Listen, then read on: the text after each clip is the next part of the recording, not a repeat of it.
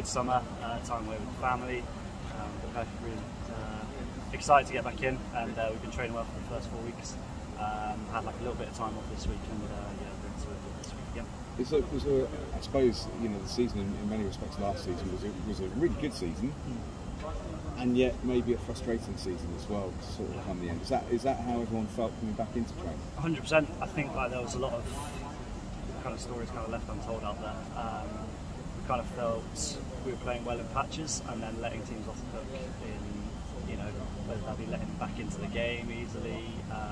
But yeah, we were just quite patchy in our performances, and I'm pretty sure every team is going to say that we want to string together 80-minute performances, but I think we can do that better, or certainly learn how to give opponents like momentum a bit more, harder, and make them earn it a bit tougher, which is kind of something we've been looking at. Declan always says that that one game is worth 100 training sessions, especially at Premiership level or European level as well. So there was a lot of learning that as a group, which is a mixture of experienced players and players who've come through the ranks, that he will hopefully take into this season to push on and push into that top six and really challenge. Yeah, definitely. I think as well with COVID, we were limited in terms of things we could do off the field as well, in terms of getting that social, like going out for a drink together and all that kind of stuff. And that, for me, like you can't put a price on that and what that does for culture in terms of getting to know your teammates and stuff like that. Especially when you've got a lot of people, brought together so quickly. So yeah, being able to do those kind of things has been massive for us. And like Declan says, going for a beer is 7 training sessions, and doing those kind of things I think are going to massively help us and make us come closer together. And again, I think it's going to be hopefully evident out there. Because there is a strong culture, isn't there? I mean, you have that culture, and actually sort of just really cementing that. Have you got a sense already through this pre-season that's already existed that's getting stronger and stronger? Yeah, definitely. I think for the first time in a while at the club there hasn't been a massive turnover of players, which I think is massively going to help us. I think if you look at previous years gone by, it's kind of been some people in, some people out, whereas I think we've just added really. Unfortunate things like Theo having to leave, which you can't plan or anything, but yeah, I think we're really excited about having that same group together and building those connections more and more. Seeing it on the training field, practicing it. Yeah, it's exciting, and one we're really looking forward to. And how strong or how important to setting that culture is the group of you that have come through together? Academy players. That link between the club at a much younger age. Some of you obviously at different clubs, at the same club as well. Yeah. As far as that London Irish culture is concerned, how important is that? I mean, the three, you back three, obviously play with each other and have done for a long, long time. Yeah. That's important. Yeah, massive. I think that having a young group of homegrown players is going to help any club. I think we're trying to drive standards more and get our point across more as we become more confident in terms of playing time and kind of solidifying our positions within the team. So yeah, I think as a group and as a back three we're working really well, and I think now it's just about keep driving that and keep those standards that we've been kind of experienced to early on in our careers to kind of keep pushing on and keep maintaining that. But yeah, it's really exciting to have that young group, and then just have the experience kind of gripped into that is you can't put a price on it. And knocking on the door of national recognition as well, is that important? I mean, obviously playing for and succeeding for London Irish is key to what you want to do on a day-to-day, but we've seen already, and Declan's talked about it, wanting to get players that stay Irish to achieve their ambitions of playing international rugby. Yeah, I think me, Ollie and Chunny were very lucky to kind of go away with England and have a few training camps for a week or so there. And yeah, that kind of recognition is obviously really nice. I think we're kind of thirsty for more and we want more. Having kind of been experienced to it, having seen the intensity of training, seen how those guys prepare, and yeah, kind of experience those kind of training sessions and how those different coaches think and like how they think your game's improving or not improving, areas you can work on, and having that kind of fresh lens to look at is definitely a good thing. But yeah, I think I definitely speak for myself and the other two lads that we definitely want more. And there's a lot more Benny Loader as well. We're all kind of looking forward to it, but yeah, hoping for them.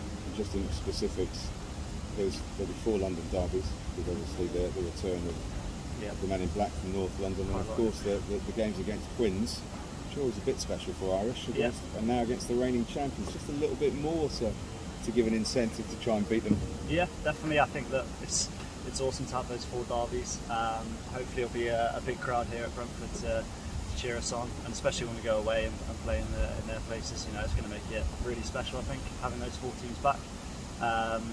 But yeah, I think, you know, Quinn kind of got one over on us back here. That we again kind of speak about earlier. You know, we need to be able to see out those kind of games when we've got the upper hand on teams. As the sprinklers come on to us. But yeah, so hopefully, yeah, there will be good games, and we're really looking forward to it. Cool. Stop there. Thank you. Just that last game of the season was yeah. Stunned yeah. Going into pre-season, is that push aside, or is that just stuff?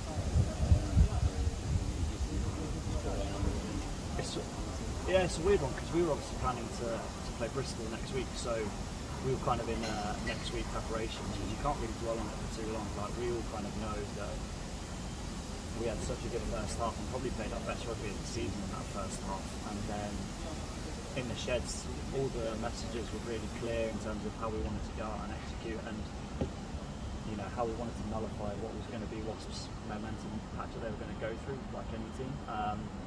And yeah, Wasps just kind of kept coming at us and at us, but we didn't really speak too much about it. I think we all kind of knew the areas that we wanted to improve on. But in pre-season, we've spoken in terms of a larger sense, in terms of how we can, you know, eliminate those kind of games going away from us, and the process that we can put in place that's going to help us do that. You know, little things like making sure that, you know, our skills are better than any team that we face. Like, we have to be the most skillful team, and we have to, you know, be playing to space better than what we were. So yeah, it's little things that we're working on to try and turn the losses into win. I mean, what we amazing thing is that Worcester came down here. Yes. Yeah. Yeah. That kind of had a knock-on effect.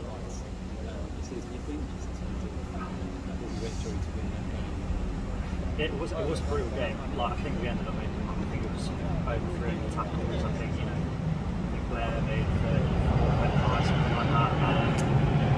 But I think boys are managed really well in the week to be able to go next week and do the job. And what that looks like in training is you'll have modified reps, you'll be, you know, taking out some stuff, so boys are feeling fresh.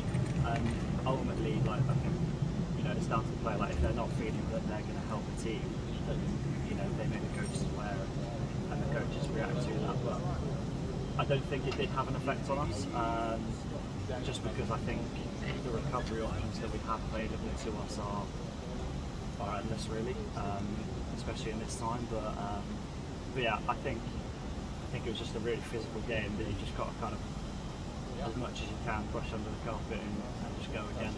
Is your mindset, because you can't think, oh, I'm so sore, I can't do this, sadly, because if you are, I think you're in the wrong job. Like, I think you saw in pre-season, you saw like in training during the week, so it's just one of those things you just got to kind of push on and move on. Nice one, thanks a lot. Perfect, always. Hey Tom. Hi, you right? Yeah, good. You mentioned about obviously Theo moving on, and Blair's obviously moved on as well now. Yeah. Both those guys have been around the club a very long time, and that leaves the likes of you and Ben and Ollie as some of the longest standing kind of team members now. Do you feel a bit of responsibility kind of on top of things now that you're one of the kind of old heads in the team as a London Irish player? It's weird, like being, you know, 22, 23 and like having that situation. It's strange.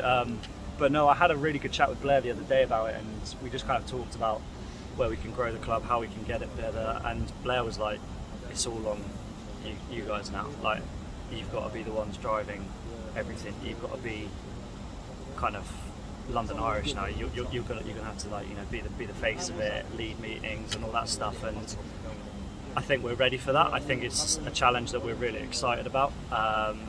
But yeah, it's just another opportunity that we've just got to take. But yeah, like, obviously those two guys are have done awesome things for the club, and yeah, just hope we can emulate and do what they've done.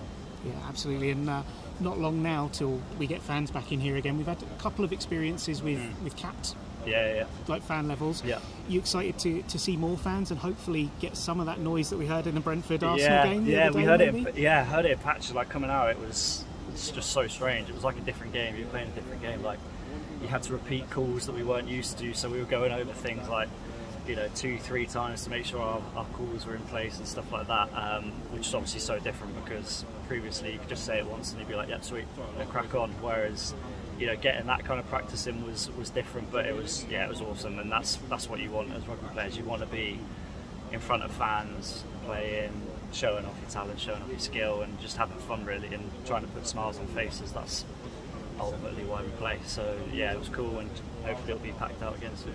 Awesome. Last one from me. You talked also a little bit about being in England camp there.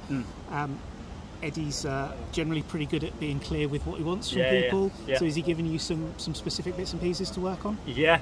So for me, so I spent quite a bit of time at the camp as like a 10. So he kind of wanted to see me like distributing the ball a bit more, kind of filling it at first receiver a bit more, and then using my running game that he liked what he saw. So yeah, there were some really clear messages that came across from him in terms of the areas that I want to kind of impose on the game. But yeah, it was really clear, and I think everyone came away being like, okay, cool, I know what to do now. And then it's just about showing it. Yeah, absolutely. Awesome. Cheers, buddy.